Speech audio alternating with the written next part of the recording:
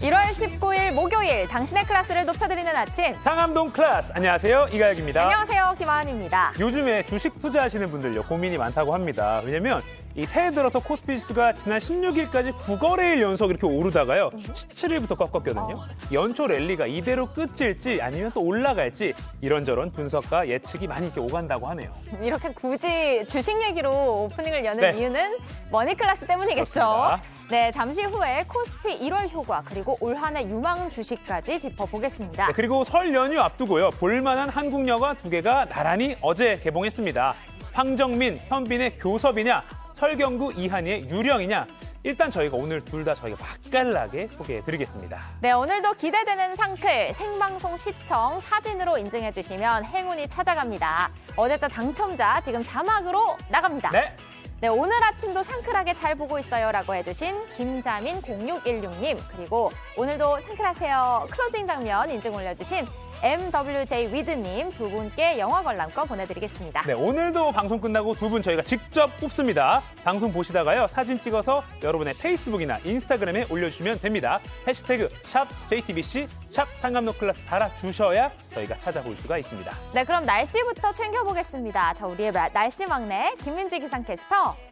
네, 오늘 저녁에 눈이 내려서 도로가 또 미끄러워질까 봐 걱정인데 미세먼지까지 걱정해야 한다고요? 네, 어제 중국 내몽골고원에서 황사가 발생했는데요. 오늘 퇴근길 중부지방에 눈비 소식이 있지만 중국발 스모그와 황사가 만나서 서쪽 지역에 동일 영향을 주겠습니다. 영남 지역은 낮에, 서울을 포함한 일부 수도권은 밤에 일시적으로 공기가 탁해지겠는데요. 기온이 내려가는 내일 낮부터는 미세먼지 농도가 점차 옅어지겠습니다. 미세먼지와 뒤섞여 오늘 밤 중부지방을 중심으로 눈비 소식이 있습니다.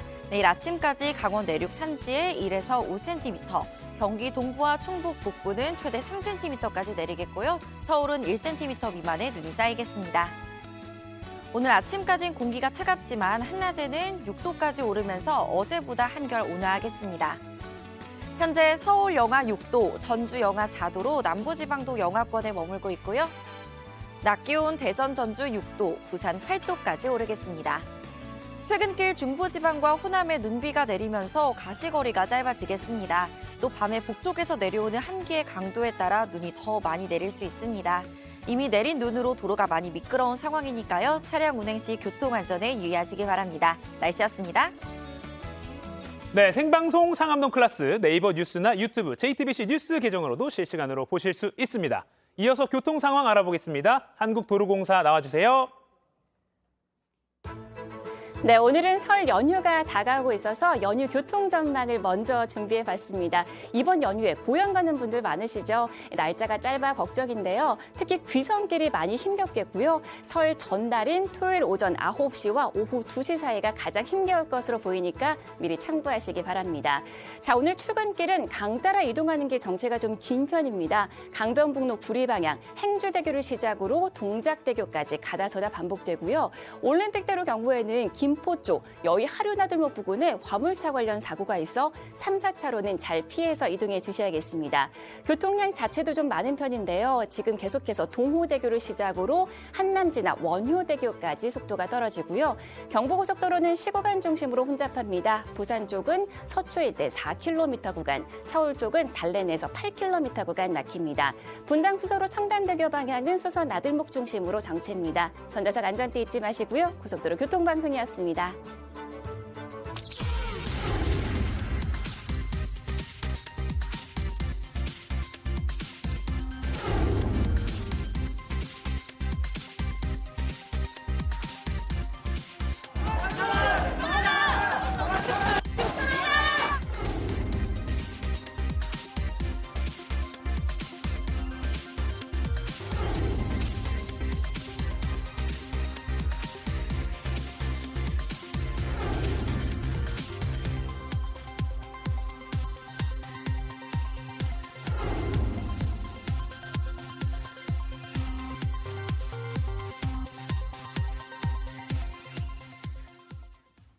검찰이 횡령과 배임 등 혐의를 받는 김성태 전 쌍방울그룹 회장에 대해 구속영장을 청구했습니다. 김 전 회장이 영장 심사에 참석하지 않기로 한 가운데 영장 발부 여부는 이르면 오늘 나올 것으로 보입니다. 첫 소식 김필준 기자가 보도합니다. 이틀 전 한국행 비행기에서 체포된 김성태 전 쌍방울 회장은 바로 강도 높은 검찰 조사를 받았습니다. 먼저 검찰은 쌍방울의 비자금 조성 의혹을 캐물었습니다. 해당 비자금이 이재명 민주당 대표의 변호사비 대납과 불법 대북 송금까지 이어질 가능성이 있기 때문입니다. 검찰은 체포영장 효력이 끝나가는 오늘 새벽 횡령과 배임, 자본시장법 위반, 증거인멸 교사 등의 혐의로 김 전 회장에 대한 구속영장을 청구했습니다.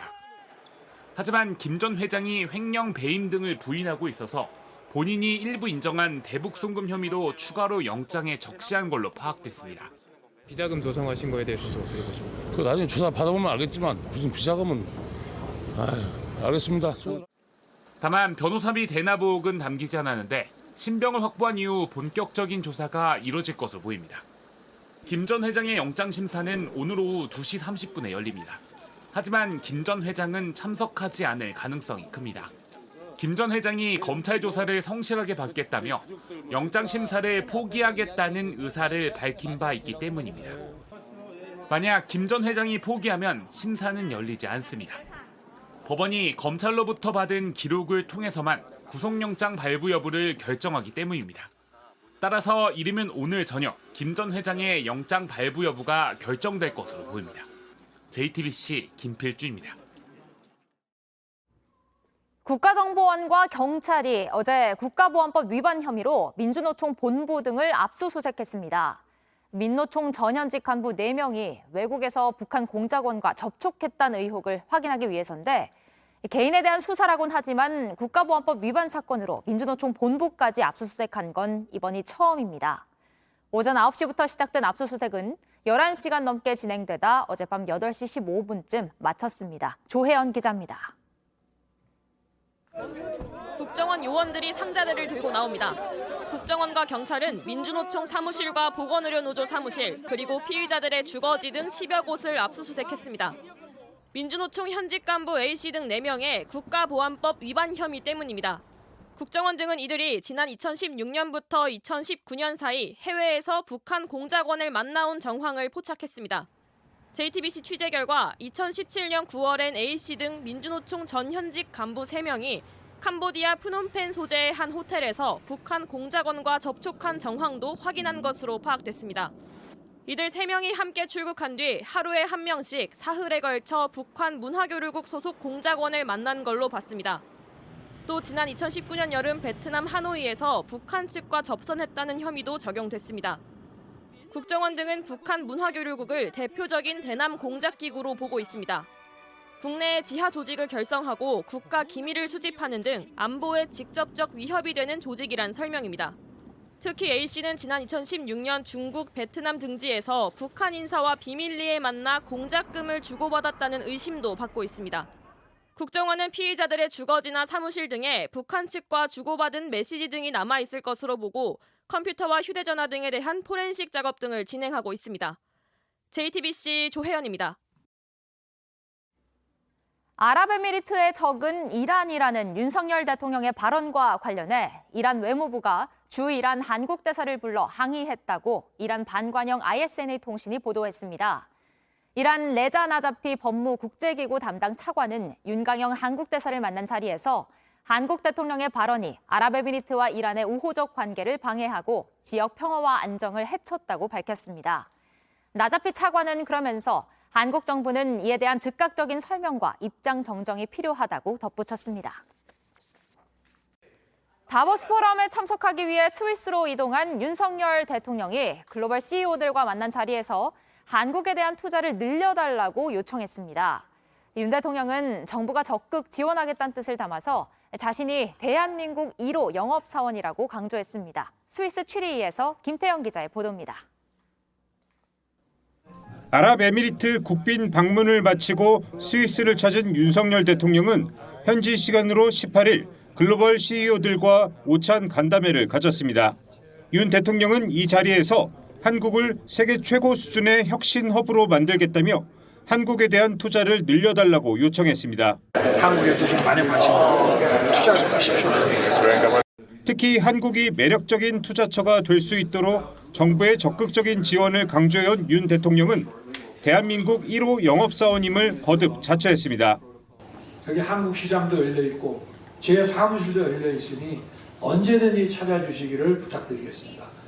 풍력 터빈 제조 세계 1위인 덴마크 기업 베스타스가 우리나라에 3억 달러, 우리 돈으로 3,700억 원 규모의 투자를 결정한 가운데 윤 대통령은 투자 신고식에 직접 참석했습니다. 윤 대통령은 이어진 한국의 밤 행사에서 세계 각국의 정재계 주요 인사들을 상대로 세계 경제의 복합 위기를 극복하기 위한 연대와 협력을 호소하고 2030년 부산 엑스포 유치를 위한 홍보 활동을 펼쳤습니다. 윤 대통령은 오늘 다보스 포럼 특별 연설을 통해 공급망 강화 등을 위한 국제사회와의 연대 방안과 함께 한국의 역할을 제시할 예정입니다. 스위스 쭈리히에서 JTBC 김태영입니다. 우크라이나 내무장관을 태우고 전방으로 향하던 헬리콥터가 추락해 장관을 포함해 적어도 14명이 숨졌습니다. 특히 헬기가 유치원에 떨어지면서 어린이들의 피해도 컸는데요. 젤렌스키 우크라이나 대통령은 다보스 포럼 연설에서 다시 한번 서방의 지원을 호소했습니다. 이주찬 기자입니다. 현지 시간 18일 우크라이나 키이우 외곽 브로바리 지역에 불길이 치솟고 있습니다. 추락한 헬리콥터의 기체 잔해가 여기저기 흩어져 있고 시신은 병원으로 옮겨지고 있습니다. 헬기는 우크라이나 내무장관과 1차관, 국가비상서비스 소속 고위 관료들을 태우고 전방으로 향하고 있었습니다. 이 사고로 내무장관 등 적어도 14명이 숨졌고 25명이 다쳤습니다. 로이터는 내무장관이 숨진 것은 우크라이나 전쟁 발발 이후 최고위 관료라고 전했습니다. 특히 추락한 헬기가 유치원을 덮쳐 어린이들의 피해도 컸습니다. 사상자 가운데는 숨진 어린이 1명과 화상 등 부상당한 11명이 포함돼 있습니다. Я, чесно кажучи, подумала, що то був дрон. Прибігла туди і побачила, що садочок горить, що капець. Я не знала, що з моєю дитиною. Я навіть не можу вам сказати, що я пережила. 소식을 전해 들은 젤렌스키 대통령은 다보스 포럼 화상 연설에서 희생자들을 위한 묵념을 제안하며 비통한 마음을 감추지 못했습니다. Russia is exporting terror. Russia is spreading the strain of the war.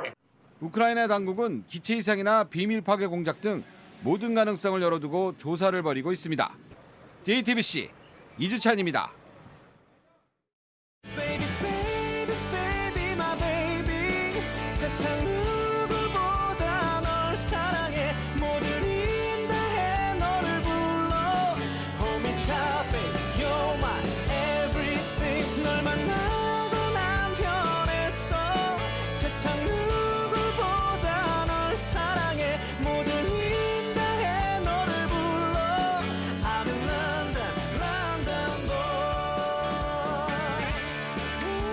두 분 뽑아서 영화 관람권 드리는 생방송 인증샷 이벤트 계속하고 있습니다. 여러분의 인스타그램이나 페이스북에 이 방송 보시는 장면 샵 JTBC, 샵 상암동 클라스 태그 달아서 올려주시면 됩니다. 자, 오늘도 도시락 이슈 이도성 기자 그리고 월드클래스 이용주 캐스터 나왔습니다. 안녕하세요. 안녕하십니까. 오늘 이렇게 나란히 투샷이 잡히고 있는데 보기가 좋습니다. 네. 자, 먼저 도시락보이 첫 번째 도시락 들어볼까요? 첫 번째 도시락부터 꺼내볼까요? 옛날 도시락을 준비했습니다. 바로 뒤집어 보겠습니다. 하나, 둘, 셋. 빠밤. 성추문의 몸싸움까지. 그런데 이런 일 벌어지지 않아야 할 이 일어난 곳이 다름 아닌 합천의 해인사입니다. 유명한 곳이었네요. 유명한 사찰이죠. 이 8만 대장경을 모신 곳이기도 한데요. 일단 영상으로 먼저 보시죠. 네.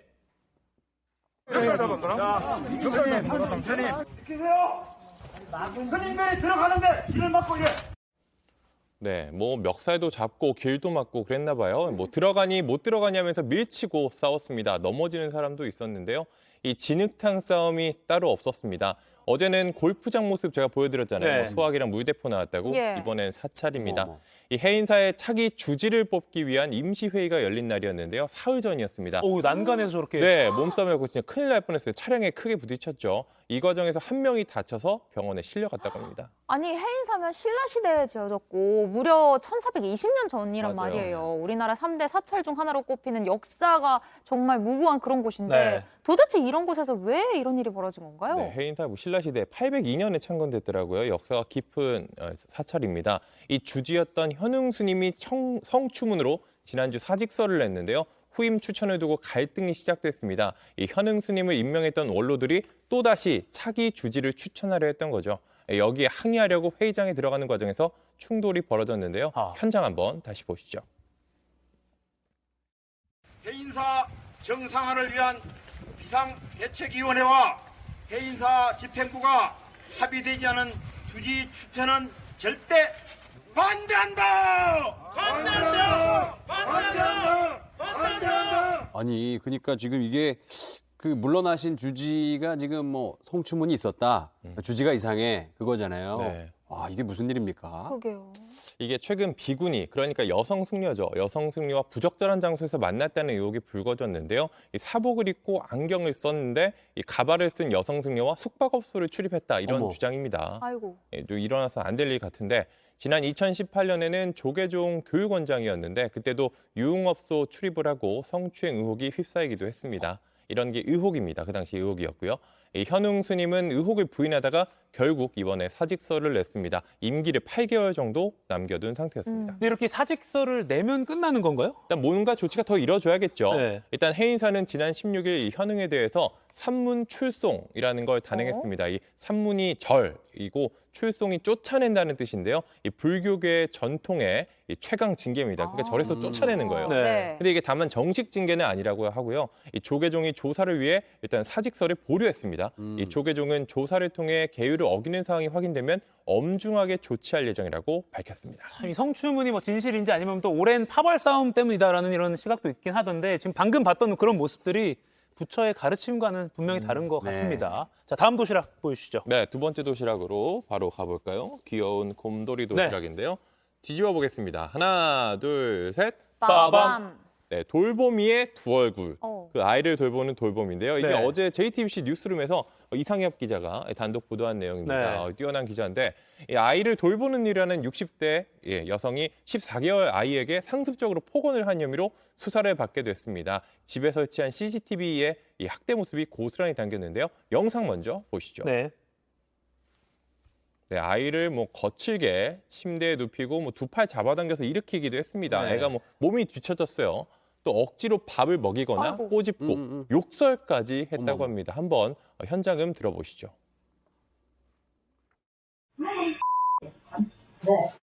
맞는다. 맞아. 못 나오지? 너 엄마 아버지 오면 이러고 죽어? 알아? 아이고, 저도 아이를 키우는 아빠 입장에서 진짜 화가 나는 장면이고요. 아기가 못 알아듣는 것 같아도 다 그게 들어오잖아요. 그렇죠. 감정이 드러나죠. 이런 건 진짜 보고 싶지 않은 뉴스네요. 네, 이 싱크, 이 음성도 방금 다 삐 처리가 됐잖아요. 네, 어떤 네. 심한 욕설을 했으니까 저희가 삐 처리를 할 수밖에 없었는데 이게 한 맞벌이 부모에게 일어난 일입니다. 반년 넘게 공공 돌보미를 구하지 못하다가 이번에 결국 민간 아기 돌보미를 구했는데요. 네. 이 60대 여성 A씨 자신을 경력 7년이라고 소개했다고 합니다. 그런데 최근 2달 동안 이 아이를 돌봤는데 이달 초부터 좀 아이가 이상한 행동을 계속 보였다는 거예요. 그래서 혹시나 하는 마음에 CCTV를 확인했더니 앞에서 본 이런 장면들이 담겨 있었습니다.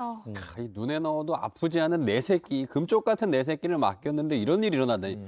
아, 너무 화가 납니다. 저 사람 지금 대체 뭐라고 하던가요? 왜 그랬대요? 일단 취재진이 직접 만나봤습니다. 네. 만나서 좀 이야기를 들어봤는데 처음에는 자신의 폭언을 부인했습니다. 하지만 녹음이 다 됐잖아요. 녹음 내용을 들려줬어요. 그랬더니 말을 바꿨습니다. 한번 들어보시죠. 네. 스스로 패거나 뭐 이런 거 없어요. 죽을 죄를 졌습니다. 네, 이 민간 돌보미는 관리 감독의 사각지대에 있다고 하는데요. 학대 문제를 일으켜도 자격증이 그대로 유지되는 데다가 범죄 전력도 따로 관리하지 않기 때문이라고 합니다. 이 부부 같은 경우에도 뭐 여기저기 올라온 이력서 같은 거를 보고선 구했는데 뭐 범죄 경력 같은 거 공개하지는 않았을 거예요. 네. 만약에 있다고 하더라도요. 일단 경찰은 A 씨를 아동 학대 혐의로 조사하고 있는데요. 피해 아동의 그 부모 이야기도 준비해봤습니다. 아이고. 정말 많이 울었던 것 같아요. 아이한테 너무 미안하고 마음에 남은 상처는 더 오래 간다고. 전 제발 X가 이 기억을 영원히 잊었으면 좋겠어요. 그러니까 나쁜 말 듣고 괴롭힘 당한 그 기억을 정말 어떻게 해서 떼어내주고 싶은 그 부모의 마음이 정말 이해가 됩니다. 근데 또 한편으로는 이게 일부 아이 돌보미의 얘기라는 거예요. 지금 이 아침 맞아요. 시간에도 아이 돌보미 분들이 출근하는 엄마 아빠 대신에 이렇게 아이 사랑으로 잘 돌보고 계신 분들도 있거든요. 어쨌든 아이의 상처가 빨리 치유됐으면 좋겠습니다. 네. 자, 다음 도시락 마지막으로 보여주시죠. 네, 세 번째 도시락도 바로 가보도록 하겠습니다. 제가 좋아하는 햄버거 도시락 바로 뒤집어 보겠습니다. 하나, 둘, 셋. 빠밤. 네, 7시간의 미스터리. 이건 뭔가요? 이게 뇌출혈 증세로 쓰러진 이 동료 여직원을 7시간이나 방치해서 결국 숨지게 한 사건인데요. 아이고. 이런 혐의로 재판을 받아온 이 국토연구원 전 부원장이 항소심에서 징역 8년을 선고받았습니다. 이게 1심에서는 무죄였거든요. 네. 그런데 이제 항소심에서 무죄가 유죄로 뒤집혀서 법정 구속까지 됐습니다. 그러니까 이게 처음에 보도됐을 때도 이게 사람들이 궁금했던 게 왜 7시간이나 방치를 했냐 이거거든요. 이게 진짜 미스터리예요. 네, 맞아요. 그래서 이제 키워드로 뽑아봤는데 네. 이게 어떻게 된 거냐면 두 사람이 함께 있던 사실을 숨기고 싶었던 것 같습니다. 왜냐면은 이 두 사람 나중에 내연 관계였던 것으로 드러났어요. 이 남성의 아파트에서 여성이 의식을 잃자 3시간이 지난 뒤에야 밖으로 데리고 나왔습니다. 뭐 3시간 동안 뭐 알았는지 뭐 몰랐는지 뭐 그거는 수사 과정에서 드러났겠죠. 네. 그리고 또 4시간 넘게 차량에 태운 채로 방치를 했습니다. 차량 안에서 방치를 했어요. 뭐 이렇게 짐처럼 들어가지고 뒷자리에 놨다고 하더라고요. 이 뒤늦게 병원 응급실로 향했지만 이미 이 여성은 숨진 상태였습니다. 내연 관계였으면 그래도 서로 사이가 좋았던 사이잖아요. 근데 그거를 숨기기 위해서 지금 사람 목숨이 왔다 갔다 하는 와중에 저렇게 방치를 했다. 와, 이게 진짜 무섭습니다. 네, 이 조사 결과 처음 쓰러졌을 때 당시만 해도 자가 호흡이 가능해서 곧바로 119 신고를 했더라면 살 수도 있었던 상황인 것도 파악됐습니다. 그러니까 좀 의식 잃은 걸 봤을 때 바로 병원으로 옮겼으면은 살 수도 있었는데 이 자신의 집이고 이 두 사람의 관계 때문이었는지 그런 행위를 하지 않았던 거죠. 그리고 인근 119 센터가 고작 1.4km 거리에 있었대요. 그러니까 신고를 했으면 바로 달려올 수 있는 그런 거리에 있었습니다. 여성이 쓰러진 거를 우연히 사무실에서 발견한 것처럼 위장하려고 했던, 그래서 옮기려고 했겠죠. 네, 그런 사실도 뒤늦게 드러났는데요. 마치 살아있는 것처럼 사진을 찍기도 했다고. 이거 뭘? 지금 해도 너무한 상태인데 근데 1심에서는 무죄가 나왔어요? 네, 결국에는 유죄가 나오려면 증거가 충분해야 하는 거거든요. 네. 그런 게 좀 부족하다고 재판부는 봤습니다. 이 사람의 죽음과 실제로 이 사람이 고의로 이 사람을 죽음에 이르게 해야 살인죄가 인정이 되는 건데 일단 의식을 잃은 여성에 대해서 구호조처를 제대로 하지 않은 건 맞다고 봤어요. 그런데 이건 충분히 비난받아 마땅하지만 이 여성이 쓰러지고 그리고 실제로 숨지기까지 이 사망과의 인과성 관계를 인정하거나 또 이 여성을 고의로 죽이려고 내버려뒀다라고 볼 만한 이 증거가 부족하다고 봤습니다. 이 증거에 따라서 판단을 해야 되니까요. 네. 그래서 1심 재판부는 무죄라고 판단을 했는데 이 항소심에서도 다시 한번 이 재판 과정을 거칩니다. 이 검찰이나 이 피고인 측의 이야기를 다시 들어보면서 재판하는데 이 항소심 재판부의 판단은 조금 달랐습니다. 이 쓰러졌을 때 기도를 확보하고 응급실로 옮겼다면 이 피해자가 숨지지 않았을 가능성이 큰데도 이거를 방치를 해서 결국 죽게 됐다라고 판단을 했고요. 이게 내연 관계가 발각될 것이 두려워 은폐하려고 했다고도 봤습니다. 그렇기 때문에 이 항소심 재판부 징역 8년을 선고했습니다. 호흡이 있었을 때 판단을 제대로 했었어야 되는데 사람 생명보다 소중한 게 얼마나 더 있겠습니까? 예. 이제라도 처벌을 받게 됐습니다. 오늘도 잘 들었습니다. 굿모닝 대한민국. 자, 오늘은 요새 계속 말도 많고 탈도 많은 전기차 테슬라 소식으로 월드클래스 시작하겠습니다. 네. 자, 먼저 지난 2016년 공개된 테슬라 모델 X 홍보 영상부터 잠깐 보실까요? 자, 일단 운전자는 핸들을 잡지 않고 무릎 위에 손을 두고 있는 모습이고요. 지금 이렇게 주행을 잘하고 있습니다. 그리고 교차로에서 잘 멈춰서죠. 자, 그리고 반대편에서 오는 차량 지금 잘 피해서 좌회전까지 합니다. 엄청 스마트하죠. 예. 9분 동안 이어진 주행에서 이 사람은 운전대와 엑셀, 브레이크 그 어떤 곳에도 관여하지 않았습니다. 자, 다음 주차 한번 볼까요? 그 어렵다는 후방 주차 지금 시작을 하는데 지금 알아서 척척척 주차 너무 잘하고 있습니다. 평행 주차하는 거 아니에요, 지금? 그렇습니다. 깨구리 대단하다. 주차라고 하는데 이 영상 보시면 정말 테슬라 사고 싶은 마음이 들지 않습니까? 네. 저도 주차 저렇게 잘 못하거든요. 그런데 여기서 이 반전이 있어요. 이 홍보 영상이 사실은 조작이라는 증언이 나왔습니다. 주작이라는 건데요. 로이터 통신 보도 한번 보시겠습니다. 테슬라 video promoting self-driving was staged. Engineer testified. 그러니까 자율주행을 홍보하는 테슬라 홍보 영상이 staged, 그러니까 연출이 된 거다라는 내용인데요. 근데 이게요, 자율주행 기술을 담당한 테슬라의 이사가 법정에서 직접 진술한 내용이라고 합니다. 당시 운전 경로가 사전에 차량에 입력돼 있어서 완전한 자율주행이 아니었고요. 영상을 찍기 전에 운전자가 미리 시험주행도 했다는 겁니다. 그러니까 차량이 아무 길이나 자율주행을 한 게 아니라 사전에 입력된 연습한 경로를 달렸다는 의미죠. 또 자율주행이란 테슬라의 설명이 무색하게도 영상 촬영 중간에 사람의 개입도 있었다고 합니다. 사실 테슬라의 자율주행 기능이라는 게 사고도 몇 번 나고 문제가 좀 많다 이런 이야기도 계속 있었잖아요. 네. 사실 이게 테슬라 주가가 그때마다 급락하고 있는데 사실 저는 자율주행 아직까지 좀 불안하긴 하더라고요. 예, 지난해 미국 자율주행 사고 10건 중 7건은 테슬라라는 보도도 있었잖아요. 네. 물론 테슬라가 많이 팔리니까 그 수치도 당연히 높아질 수밖에 없지만 테슬라의 주주로서 완전한 자율주행의 길은 아직 멀어 보입니다. 네. 자, 다음 소식 넘어가 보도록 하겠습니다. 최근 틱톡 이 SNS에서 유명한 챌린지가 있습니다. 네. 주목 좀 하셔야 될 것 같아요. 블랙아웃 챌린지. 그러니까 기절할 때까지 숨을 참는 건데요. 우리나라에서도 꽤 많이 알려진 챌린지죠. 저런 근데 이 거래요? 챌린지가 또 소중한 어른 목숨을 또 앗아갔습니다. 아이고. 뉴욕 포스트 보도 잠시 보시겠습니다. Girl 12 dies after sick TikTok choking challenge. 그러니까 12살 소녀가 틱톡 숨참기 챌린지를 하다가 숨졌다라는 제목의 기사인데요. 이 소녀는 친구들에게 챌린지 링크를 받은 후에 라이브 방송을 켜고 챌린지를 시도를 했는데요. 당시 방송에서 친구들은 그의 챌린지를 응원했지만 세 번째 시도에서 깨어나지 못했다고 합니다. 부검 결과 질식에 의해 사망한 것으로 밝혀졌습니다. 아니, 사실 이도성 기자가 많이 놀랬잖아요, 방금. 근데 이 숨참기 챌린지 2021년부터 10대 틱토커 사이에서 좀 크게 유행을 하고 있었어요. 네. 사실 뭐 어릴 때 한 번씩 해볼 수 있을 법도 한데 사망까지 이르게 하니까 진짜 조심해야 될 것 같아요. 그렇죠. 진짜 이거 너무 무서운 일이고 하지 말아야 될 일입니다. 미국 질병통제예방센터는 블랙아웃 챌린지로 지금까지 최소 80명이 사망한 것으로 보고 있는데요. 사망자 중에는 12세 미만 어린이도 적지 않다고 합니다. 근데 이게 또 제가 걱정되는 게 네. 우리나라에서도 지금 유행을 하고 있다. 안 됩니다. 정말 큰일입니다. 요즘 초등학생들 애들 사이에라는 이 글을 보시면요. 틱톡 기절 챌린지 뭐 이런 게 유행이라고 한다라는 글이 있습니다. 초등학생 자녀 있는 분들 조심해야 할 것 같다. 이런 내용인데요. 호기심으로 했다가 진짜 큰 사고로 연결될 수 있으니 미리 아이들에게 주의시키는 것도 정말 필요할 것 같습니다. 주의를 잘 줘야겠네요. 예, 계속해서 인터넷과 소셜미디어에서 화제가 되는 소식 전해드리겠습니다. 미국의 인권 지도자인 마틴 루터 킹 목사 여러분들 기억하시죠? 네. I have a dream. 자, 얼마 전 추모하는 마음을 담아서 미국 보스턴에서 대형 조형물을 공개했는데요. 근데 다소 좀 낯뜨거운 논란에 휩싸였습니다. 화면 보실까요? 예. 자, 높이 7m에 달하는 이 청동 조형물 1964년 킹 목사가 노벨 평화상 수상자로 선정됐다는 사실을 통보받은 직후에 부인 코레타 킹 여사와 포옹하는 장면을 형상화한 작품입니다. 네.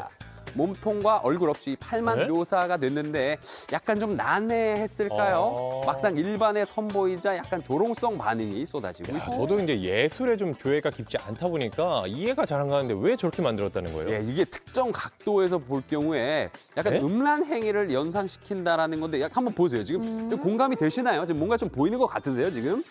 아는 만큼 보이는 것 같아요, 저는. 네, 이런 논란 나오면 꼭 네 머릿속에 뭐가 있길래 그게 음란이라는 거야? 라는 잘 것도 있는데 모르겠는데. 유족들도 일부 불만이 있다는 거죠. 그래요? 예, 일부 유족들도 지금 우리 가족에 대한 모욕이다. 청동 음란 행위 동상을 만들기 위해서 $10,000,000를 낭비한 것이라며 이 불만을 표시했다고 합니다. $10,000,000, 무려 124억 원을 들여서 완성한 건데 논란이 일자 이 작품의 작가인 행크 윌리스 토머스도 적극적으로 해명에 나섰습니다. 이 조형물은 단순히 킹 목사 부부만을 나타내는 게 아니라 사랑의 힘을 상징하는 의미를 담은 것이라고 설명을 하긴 했습니다. 아무래도 얼굴이 안 나오고 좀 추상적이라서 해석이 좀 분분한 것 같아요. 예, 사실 뭐 보든 보기 나름 아니겠습니까? 네, 그쵸. 작품을 좋게 받아들이는 쪽도 분명히 있겠죠. 일단 킹 목사의 장남은 마음에 드셨던 것 같아요. 뛰어난 작품이라며 그래요? 작가를 지지했다고 하네요. 자, 자, 이어서 다음 소식 전해드리겠습니다. 이번에 멕시코로 한번 가보겠습니다. 대체 이걸 좀 믿어야 될까 말아야 될까 고민이 되는데요. 최근 정체를 알 수 없는 거대 생명체를 봤다는 사람들의 주장이 잇따르면서 세간의 관심이 쏠리고 있습니다. 저 원 안에 있는 저 흐릿한 거죠? 뭐 움직이는지 안 움직이는지 잘 안 보이는데. 예, 지금 언덕 위에 잘 안 보이지만 좀 사람이 서 있는 것 같잖아요. 네. 근데 그 느릿느릿 좀 움직이는 것 같기도 하고요. 주민들이 직접 카메라로 포착을 한 건데요. 주로 멕시코주 라블랑카라는 산동네에서 촬영이 됐고요. 이 지역에 거인 종족 후손이 살고 있는 게 아니냐는 말이 좀 퍼지고 있습니다. 산 위에 좀 꽤 큰 사람 같긴 한데요. 사람 같아요. 뭐 미스터리나 불가사의 이런 거 좋아하는 사람이 만들어낸 이야기 아닌가요? 그러게요. 그렇죠. 전설 속 거인 종족에 대한 이야기는 멕시코 원주민인 오토미족의 고대 기록물에도 나와 있다고 합니다. 키가 3m에서 최대 6m에 이른다고 하는데요. 자꾸 영상과 목격담이 쏟아지니까 현지 언론도 거인 종족의 존재에 혹하는 사람이 좀 늘고 있다고 보도하고 있네요. 뭐 아무튼 과학적으로 확인된 건 아직 없는 거잖아요. 근데 사람들이 이 영상을 증거라고 내미니까 참 어떻게 받아들여야 될지 모르겠네요. 네, 사실 정체를 밝히지 못한 미스터리 생물들 전 세계에 꽤 많습니다. 히말라야 산맥의 예치, 발자국 막 나왔죠. 예, 그쵸, 그렇죠. 그쵸. 그리고 또 영국의 네스호에 뭐 괴물이 있다. 유명하죠. 아주 유명하죠. 그죠. 근데 저는 좀 UFO를 많이 믿는데 좀 궁금한 건 요즘 이 최첨단 시대에 왜 UFO나 이런 영상 항상 선명하지 않을까? 100배 정도 있는데 요즘에는. 좀 좋은 카메라로 찍어서 선명하게 보여주면 안 되나? 뭐 이런 의문이 좀 듭니다. 이만 물러가겠습니다. 지금까지 월드 클래스였습니다.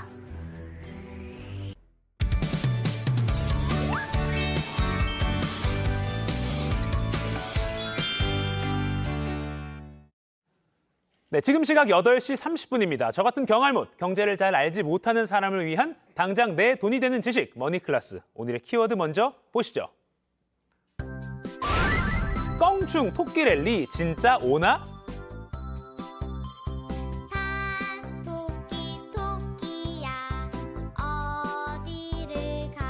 개묘년 새해 우리 증시 분위기 달라졌습니다. 지난해 끝없는 추락으로 개미 투자자들을 눈물 흘리게 했던 것과 달리 올해 코스피 지수는 슬금슬금 올라가서요. 잠깐 2,400선 가까이 회복하기도 했습니다. 새해가 밝기 전까지만 해도 코스피 전망이 그렇게 좋진 않았는데 분위기가 조금이나 이렇게 좋아진 이유는 뭘까요? 올해 증시 기대해 볼 만한 걸까요? 어떤 주식에 주목해야 할지 전문가와 함께 짚어보겠습니다.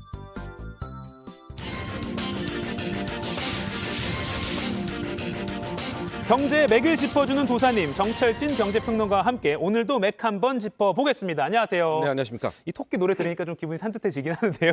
기분 좋은데요. 네, 올해 증시 분위기도 네. 초반에 좀 산뜻했습니다. 그렇습니다. 그 이유가 뭔가요? 우리가 작년 말에 이제 산타 랠리 얘기를 하면서 네. 이번 크리스마스에는 산타가 좀 왔으면, 그러나 아쉽게도 산타 랠리는 물 건너갔고요. 네. 그때 무슨 얘기를 했냐면 이 산타 랠리는 결국 1월 효과까지 이어진다. 그런 패턴이 있다. 이런 얘기를 하지 않았었습니까? 네. 그래서 혹시 올 1월 효과가 오는 것 아니야? 또 이런 희망을 마지막에 가졌는데 네. 현재까지는 어느 정도 분위기는 괜찮습니다. 주가를 먼저 놓고 보면은요, 이 코스피 지수가 거의 2,200에서 출발해서 네. 앞서 이야기했지만 뭐 한때 2,400도 돌파하면서 7% 가까이 오르기도 했고요. 네. 결과적으로 누가 이렇게 주가를 끌어올리고 있는가? 뭐 때문인가? 핵심은 외국인입니다. 외국인. 네, 외국인이 갑자기 연초 들어서 지금 한국 주식시장을 많이 담고 있는데요. 벌써 연초 이후에 3조 원 이상을 사들이고 있거든요. 네. 아마도 여러 가지 이유가 있겠습니다. 그건 뭐 왜 샀는지는 외국인 본인만 알 텐데 현재로서는 환율, 그러니까 달러가 급격하게 약세가 되면서 이 원달러 환율이 떨어지고요. 이 1,230원대까지 원화 강세가 나오고 있어서 네. 아마 이런 것들이 외국인들의 좀 수급에 숨통을 트이지 않았나 보여집니다. 네. 그러니까 1월 효과를 한번 정의를 내려보면 그러니까 새해에 뭐 경제 상황이 좋아질 거다라는 뭐 그런 기대감에 좀 주가가 오른 현상 정도로 정의를 하면 되겠군요. 그렇습니다. 네. 뭐 속설은 여러 가지 있죠. 우리가 처음이 좋으면 뭐 나중도 좋다. 뭐 네. 이런 것도 있고요. 그 1월에는 진짜 효과가 있는 건가요? 그러니까 새 출발하는 뭐 마음이니까 좋다. 네. 여러 가지가 있는데 네. 뭐 꼭 그렇다 저렇다라고 할 수는 없습니다. 다만 통계를 좀 놓고 보면은 네네. 우리가 2000년 이후에 2022년까지 한번 패턴을 좀 봤거든요. 네. 그런데 과거에 1월이 상승한 채 마감했을 때, 즉 1월 월봉이 양봉으로 끝났을 때 네. 13번이 있었거든요. 2000년, 2022년 중에. 근데 그 중에서 연말에 가보니까 전체 코스피 지수가 10번은 상승한 채 끝이 났더라. 예. 근데 하락 때는 1월이 떨어지면 뭐 연간 하락 때는 별로 그렇게 상관관계가 없지만 1월에 올랐을 때는 전체 연간이 상승으로 끝나는, 연봉이 양봉으로 끝나는 경우가 있어서 믿을 이런 만한 것 것도 하나, 같은데 저는. 네. 근데 너무 믿지는 마시고 네네. 체크 포인트를 하나 기억을 해주시면 네. 좋을 것 같습니다. 네. 통계로 이렇게 나오니까 조금 네. 제 개인적으로는 근데 이거 믿고 싶은 사람 믿을 거고 안 믿고 싶은 사람은 또 안 믿을 것 같긴 합니다. 네.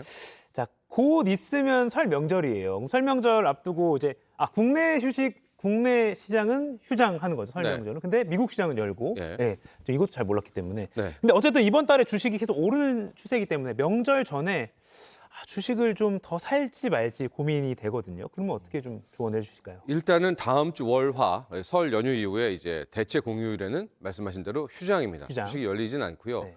설 때 돈 필요한데 오늘 주식 팔아야지 안 됩니다. 왜냐하면 주식은 매매하고 나서 이틀 후에 현금이 들어오기 때문에 지금 팔아봤자 이미 추석 연휴다, 설 연휴 다 끝나고 들어옵니다. 네. 만약에 설 때 쓰실 돈은 수요일 날 팔았어야 이제 금요일 날 들어오니까요. 네. 뭐 오늘로는 뭐 설 필요한 자금 때문에 매도를 할 필요는 없을 것 같고요. 우리가 궁금한 건 월화에 과연 변동성이 있어서 수요일 날 어떻게 하지? 좀 불안해하실 텐데요.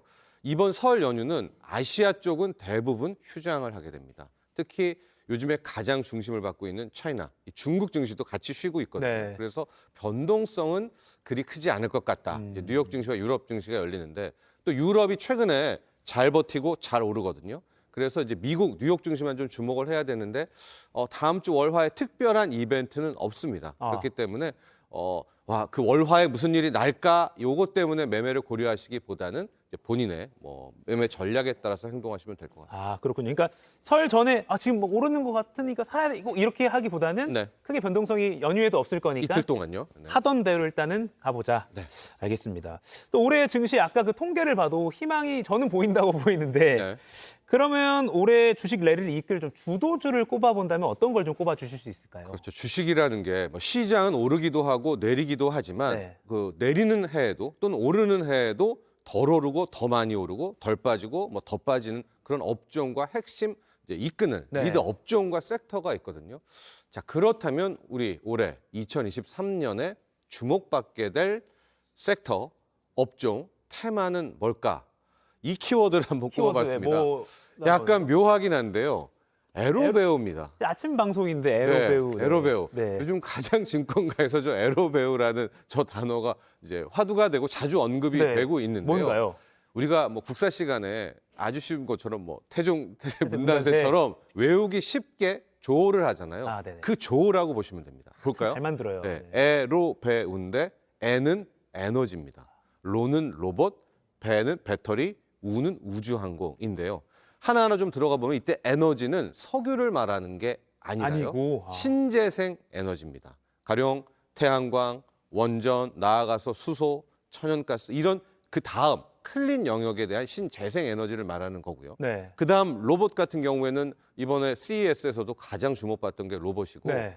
혹시 식당 가보시면은 진짜 많이 다 돌아다니잖아요. 주방에서 로봇이 나와서 네. 식탁으로 갖다 주더라고요. 네. 네네네. 1차원적인 로봇이지만 앞으로 성장 가능성은 뭐 무한하다. 네. 그다음 배터리는 전기차 시대에 들어가는 그 2차 전지를 말하고요. 네. 우주항공은 저기 약간 옆에 한 단어가 또 빠졌는데 방산까지 붙어 있습니다. 방산까지. 우주항공, 방산. 뭐 최근에 우리도 폴란드 수출 또 중동과도 여러 가지 이슈가 되고 있는 이런 대목인데 시세를 좀 보면 로봇이 먼저 나와버렸습니다. 그러니까 연초 이후에 지금 로봇의 주가는 관련주들은 엄청 많이 올랐고요. 반면에 저 배터리, 2차 전지는 아마 우리 시청자분들 중에서도 작년에 너무 마음을 아프게 했어요. 너무 크게 빠졌기 때문에. 네. 그럼에도 불구하고 지금 시장에서는 역시 전기차의 확대를 생각해 본다면 배터리, 2차 전지는 여전히 유망하다. 이런 평가가 지배적입니다. 에로배우, 네. 에너지 로봇, 배터리 우주항공 또 이런 거 하나 잘 알아놓으면 기억하기는 좋네요. 쉽겠죠. 네. 네. 거의 외우기는. 수능 1타 강사 수준으로 네. 잘 만든 조어 그렇습니다. 같습니다. 네. 지금 윤석열 대통령이 해외 순방 중이기도 하고 최근에 정부가 그 아랍에미리트랑 뭐 네. 에너지 아까 방산 40조 규모로 양해각서를 체결했더라고 MOU라고 하죠. 네. 그래서 관련주가 기대감 때문에 반짝 상승했다가 살짝 빠지기도 했는데 앞으로 요것도 좀 오래갈 수혜주다, 뭐 주도주다라고 좀 꼽을 수 있을까요? 그렇죠. 아마 지역적으로는 에로배우는 이제 업종이고요. 네. 지역별로는 중국과 또 하나를 꼽으라면 중동일 겁니다. 예. 중동 같은 경우를 먼저 간략하게 언급하면 이제 석유 시대가 끝이 나잖아요. 네. 그럼 중동 국가에는 수백 년을 쓸 석유가 있다 하더라도 이제 못 씁니다.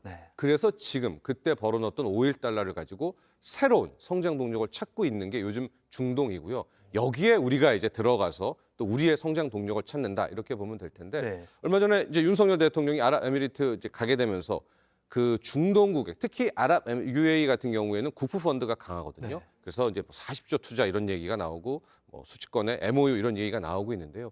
그때 분야가 앞서 말한 에로베오와 약간 겹치기도 합니다.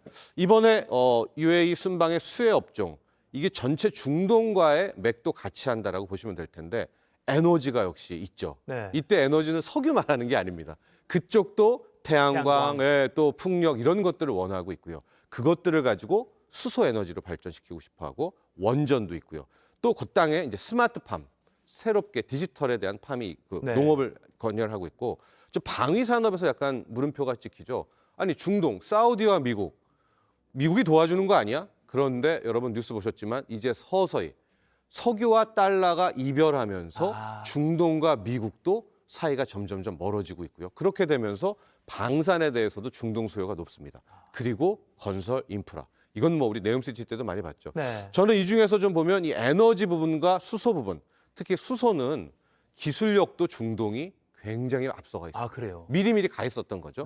여기에 인프라, 또 스마트팜 이런 부분들은 앞서 말한 올해 그 에너지 로봇 또 2차 전지 그다음에 우주항공 산업, 방산과 연결지어서 중동 쪽의 성장 엔진도 한번 살펴보면 좋을 것 같습니다. 근데 MOU이기 때문에 이게 또 그러니까 정식 계약이 아니라서 뭐 기대감을 갖기에는 좀 이런 거 아니야? 이런 말도 있던데 어떻게 봐요? 그렇습니다. 일단 투자도 뭐 약속이잖아요. 약속이라는 건 뭐 언제나 경우에 따라서 안 할 수도 있고요. MOU 양해각서는 구속력이 없습니다. 그러나 이제 하나의 1000명이다 이렇게 보기 때문에 향후 진행 과정을 꼼꼼히 살펴볼 필요가 있겠고요.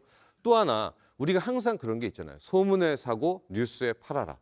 실제로 이번에 UAE에 관련한 결과가 나올 때 뭐 원전주라든가 방산주 같은 경우가 오히려 하락을 합니다. 기대감에 올랐다가 실제 땅 찍히면 떨어지게 되는 아마 이런 패턴도 잘 기억을 하시고 올 한 해 전략을 짜면 좋을 것 같습니다. 알겠습니다. 지금까지 머니클래스 정철진 경제평론가와 함께 이야기 나눠봤습니다. 고맙습니다. 감사합니다.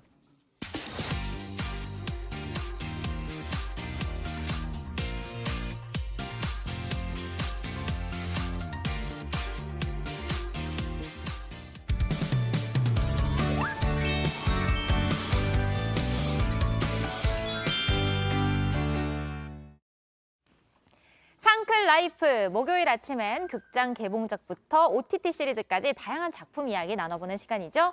자, 오늘도 베테랑 영화 저널리스트 더스크린의 박혜은 편집장과 함께합니다. 안녕하세요. 안녕하세요. 안녕하세요. 자, 설 연휴인데요. 먼저 영화 얘기하기 전에 극장가도 사실 대목이잖아요. 좀 분위기가 어떻게 좀 느껴지세요? 네, 예년에 비해서는 한국 영화들 신작들도 많고요. 또 12월에 개봉했던 대작들도 여전히 극장가를 지키고 있어서 조금은 풍성한 설 대목 극장가가 되지 않을까 싶습니다. 극장가도 풍성풍성. 네. 그러면 좀 눈여겨볼 만한 영화. 오늘 또 한국 영화 2개 준비해 주셨죠? 보통 설에는 이렇게 여러 편의 영화들이 격돌한다, 몇 파전 이런 소문들이 나오는데 이런 얘기 드리는 것도 코로나 팬데믹 이후에 좀 오랜만에 설인 것 같아요. 이번 설에는 2편의 한국 영화 또 굉장히 기대작 2편이 여러분들을 기다리고 있습니다. 네, 오늘은 여러분들께 이 2편 영화 임순례 감독의 교섭이라는 작품 그리고 이혜영 감독 유령 이렇게 2편 소개를 해드리겠습니다. 교섭이 먼저 영상으로 준비돼 있죠? 영상 보면서 얘기해 주시죠. 나는 대한민국 정부의 협상대표 정재호입니다. 인질 문제를 교섭하기 위해 왔습니다. 여기엔 이 바닥에서만 통하는 룰이 있어요. 영화 발빠르게 보셨다고요? 네. 전 사실 어제 봤습니다. 그랬어요? 인질 문제를 교섭하기 위해 왔습니다. 이 대사만 들어도 사실 제목을 다 알 수 있잖아요, 내용을. 교섭 어떤 내용인가요? 교섭이라는 작품인데요. 말 그대로 누군가의 목숨을 살리기 위해서 자신의 목숨을 걸고 교섭하는 사람들의 이야기다. 이렇게 말씀드릴 수 있어요. 임순례 감독의 굉장히 오랜만에 복귀작입니다. 리틀 포레스트 좋아하시는 분들 그리고 우리 우생순 좋아하시는 분들 기다리실 것 같은데요. 최악의 피랍 사건으로 탈레반에 인질이 된 한국인들을 구하기 위해서 아프가니스탄으로 향한 외교관 그리고 현지의 국정원 요원이 펼치는 작전을 보여주는 작품이에요. 그러니까 그들의 목숨을, 인질의 목숨을 빼앗겠다라고 이야기한 시간은 단 24시간. 24시간 안에 그들과의 교섭에 실패하면 정말 많은 사람들이 생명을 잃게 되는 상황인 거죠. 그런데 매 순간 마음대로 이루어지는 일은 단 하나도 없습니다. 2007년 실제로 벌어져서 굉장히 크게 뉴스가 됐던 이 피랍 사건, 실제 사건을 모티프로 한 작품이고요. 그야말로 매 순간 불가능을 가능으로 만들기 위해서 목숨을 살리기 위해서 자신의 목숨을 거는 두 남자의 이야기를 다루고 있습니다.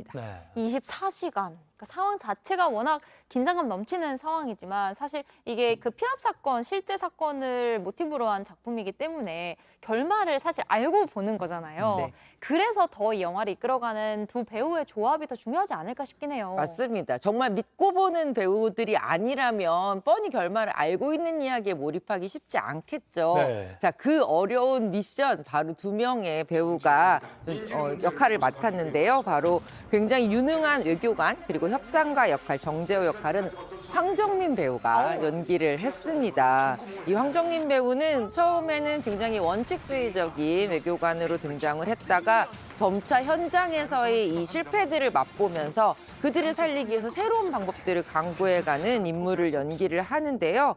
결국 이 작품의 끝에 갔을 때 황정민 배우가 보여주는 약 20분간의 정말 목줄을 끌고 가는 그 연기, 그 작품의 장악력 정말 대단하다는 생각을 했고요.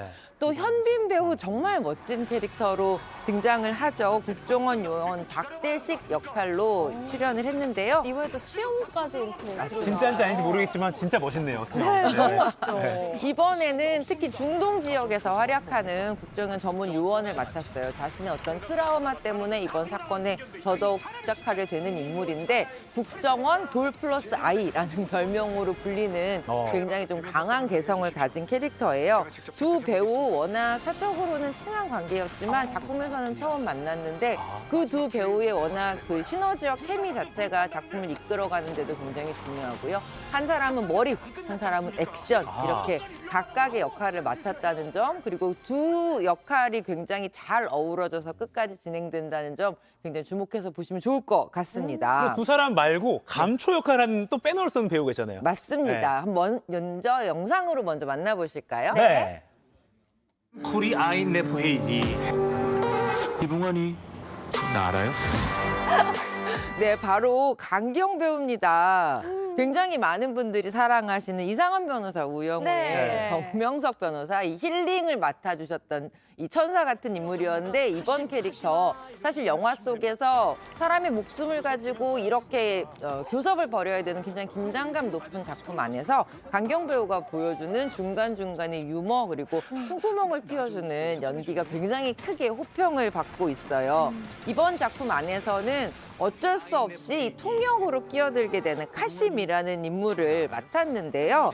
이 영화 안에서 파슈토어 그리고 다리어라는 이 아프가니스탄 공용어를 써요. 그런데 임순례 감독이 처음부터 파슈토어를 굉장히 정확하게 작품 안에서 보여주기를 바랐다고 하더라고요. 강기영 배우 굉장히 처음부터 고생이 많았지만 현지의 그 사람들에게도 박수 받을 만큼 완벽한 연기를 펼쳤다고 합니다. 와, 황정민 씨, 현빈 씨, 강기영 배우까지 너무너무 기대됩니다. 네. 다음 영화 유령도 만나볼까요? 유령. 네, 유령도 영화 속 화면 먼저 준비했습니다. 화면 먼저 보시죠. 네.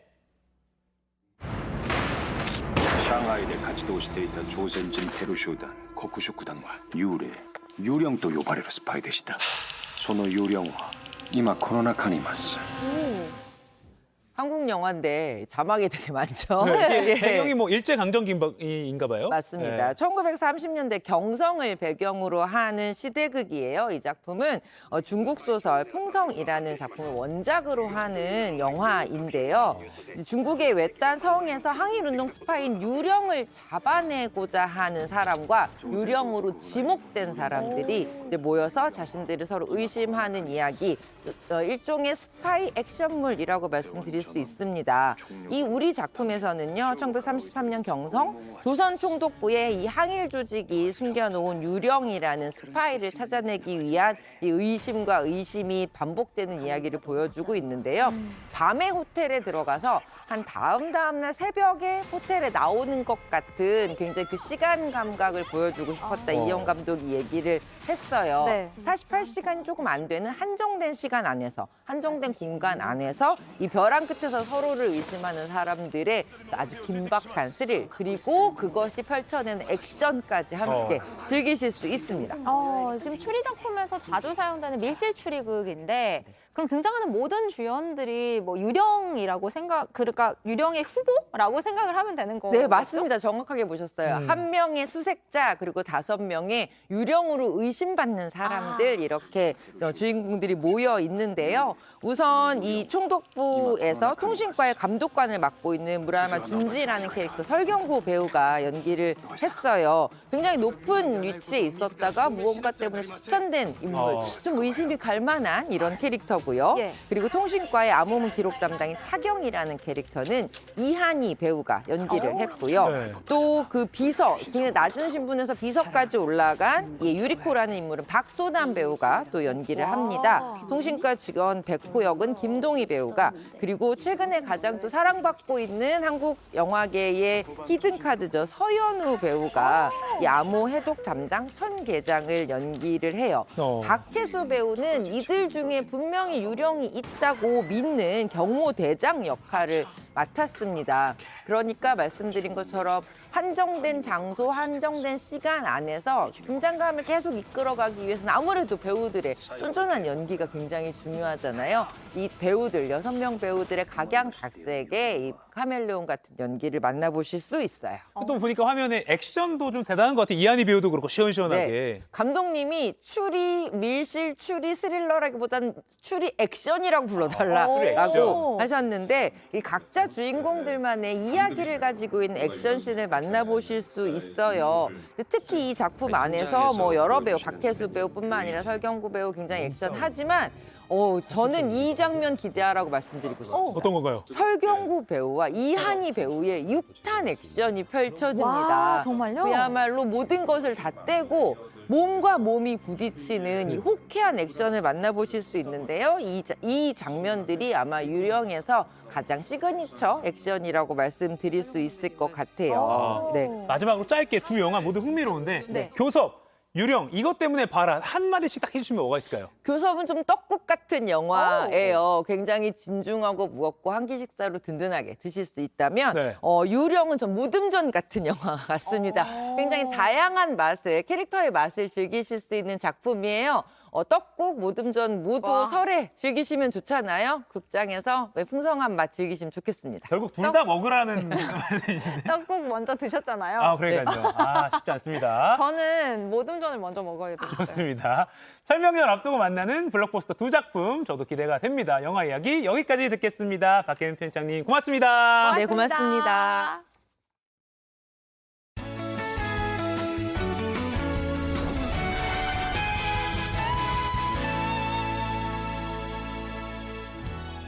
오늘 아침까지는 얼굴에 스치는 공기가 차갑지만 서울의 낮 기온이 5도까지 오르는 등 낮부터는 기온이 많이 오르겠습니다. 비교적 온화하고 습한 공기가 남서풍을 타고 들어왔기 때문인데요.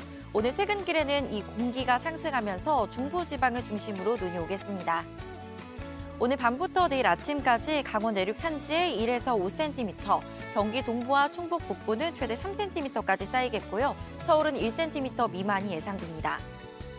어제 중국 내몽골 고원에서 황사가 발생했는데요. 오늘 오전 백령도를 시작으로 서쪽 지역에 종일 영향을 주겠습니다. 영남 지역은 낮에, 서울을 포함한 일부 수도권은 밤에 일시적으로 공기가 탁하겠고요.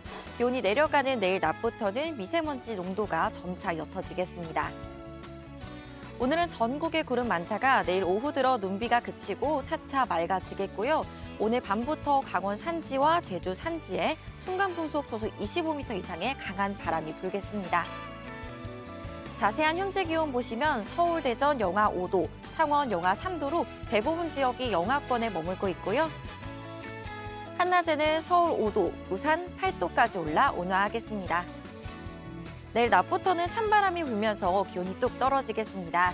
특히 설 연휴 첫날인 토요일은 서울의 수은주가 영하 9도까지 내려가겠고요. 화요일에는 영하 17도까지 곤두박질 쳐서 강력한 한파가 예상됩니다. 날씨였습니다. 오늘 눈, 비에 미세먼지 소식까지 있네요. 그래도 한낮에 기온은 좀 높아지는 것 같은데 아까 들으신 대로 연휴 첫날에 토요일 아침에 영하 9도, 영하 10도. 화요일에 영하 17도. 야, 이게 믿기지 않습니다. 와, 연휴에 날씨도 추운데 오늘 소개해드린 개봉 영화 보러 가시는 것도 좋을 것 같아요. 네. 따뜻한 실내에서. 교섭, 유령 둘 다 재밌어 보이는데 가혁 씨가 교섭 봤으니까 네. 전 유령부터 볼게요. 아, 좋습니다. 저는 또 영화관 간다면 딸이랑 연휴에 가족 애니메이션 캐리와 슈퍼콜라라고 또 개봉했더라고요. 딸이랑 또 보러 가겠습니다. 보러 가자. 네, 좋습니다. 저희 상클 인증샷 이벤트 당첨되신 분들께 영화 관람권 보내드리고 있어요. 연휴가 끝나고 보내드릴 예정이라서 이번 연휴 땐 사용하기 어렵겠지만 앞으로 많이 참여해서 영화 관람권 받아가세요. 꼭 받아가십시오. 그럼 상암동 클래스 오늘은 여기서 마치겠습니다. 여러분, 오늘도 상클하세요.